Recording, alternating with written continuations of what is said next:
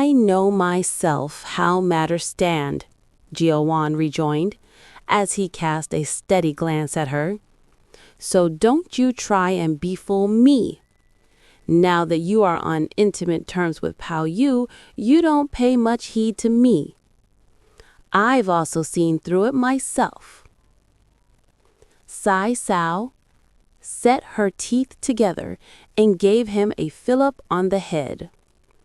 You heartless fellow, she cried, you're like the dog that bit Lu Tung Pin. You have no idea of what's right and what's wrong.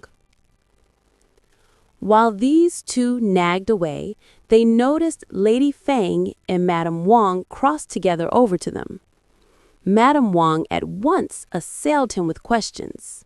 She asked him how many ladies had been present on that day, whether the play had been good or bad, and what the banquet had been like. But a brief interval over, Pao Yu too appeared on the scene. After saluting Madame Wang, he also made a few remarks with all decorum, and then bidding a servant to remove his frontlet, divest him of his long gown and pull off his boots, he rushed head forwards into his mother's lap. Madame Wang caressed and patted him. But while Pao Yu clung to his mother's neck, he spoke to her of one thing and then another. My child, said Madame Wang, you've again had too much to drink. Your face is scalding hot, and if you still keep on rubbing and scraping it, why you'll by and by stir up the fumes of wine. Don't you yet go and lie down quietly over there for a little? Chiding him the while, she directed a servant to fetch a pillow. Therefore, Pao Yu lay himself down at the back of Madame Wang and called Sai Sao to come and stroke him. Pao Yu then began to bandy words with Sai Sao. But perceiving that Sai Sao was reserved and that instead of paying him any attention, she kept her eyes fixed upon Jiawan, Pao Yu eagerly took her hand. My dear girl, he said, do also heed me a little. And as he gave utterance to this appeal, he kept her hand clasped in his. Sai Sao, however, drew her hand away and would not let him hold it. If you go on this way, she vehemently exclaimed, I'll shout out at once. These two were in the act of wrangling when verily Jiawan heard what was going on. He had, in fact, all along hated Pao Yu. So when on this occasion he espied him up to his larks with Sai Sao, he could much less than ever before stifle feelings of resentment in his heart. After some reflection, therefore, an idea suggested itself to his mind, and pretending that it was by a slip of hand, he shoved the candle, overflowing with tallow, into Pao Yu's face. "Ayah!" Pao Yu was heard to explain. Everyone in the whole room was plunged in consternation. With precipitant haste, the lanterns standing on the floor were moved over, and with the first ray of light, they discovered that Pao Yu's face was one mass of tallow. Madame Wang gave way to anger as well as anxiety. At one time, she issued directions to the servants to rub and wash Pao Yu clean. At another, she heaped abuse at Jiawan.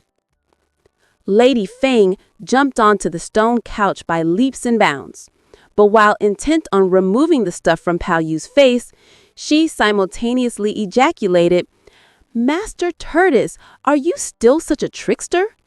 I'll tell you, you'll never turn to any good account. Yet Dame Sao should ever correct and admonish him." This single remark suggested the idea to Madame Wang, and she lost no time in sending for Mrs. Sao to come round. "You bring up such a black-hearted offspring like this, and don't you after all advise and reprove him? Time and again, I paid no notice whatever to what happened, and you and he had become more audacious and have gone from worse to worse. Mrs. Sal had no alternative but to suppress every sense of injury, silence all grumblings, and go herself and lend a hand to the others in tidying Pao Yu. She then perceived that a whole row of blisters had arisen on the left side of Pao Yu's face. But, fortunately, no injury had been done to his eyes. When Madame Wang's attention was drawn to them, she felt her heart soar. It fell a prey to fears also, lest when Dowager Lady Jia made any inquiries about them, she should find it difficult to give her any satisfactory answer. And so distressed she got that she gave Mrs. Sao another scolding. But while she tried to comfort Pao Yu, she at the same time fetched some powder for counteracting the effects of the virus and applied it on his face. "It's rather sore," Pao Yu said, "but it's nothing to speak of. If I look after it for a day or two, it'll get all right." "If you say that you scalded it yourself," Lady Feng observed, "why, she'll also call people to task for not looking out. And a fit of rage will be beyond doubt the outcome of it all." Madame Wang then ordered the servants to take care and escort Pao Yu back to his room. On their arrival, Si Yin and his other attendants saw him, and they were all in a great state of flurry. As for Lin Taiyu, when she found that Pao Yu had gone out of doors, she continued the whole day a prey to ennui. In the evening, she deputed messengers 2 and 3 times to go and inquire about him. But when she came to know that he had been scalded, she hurried in person to come and see him.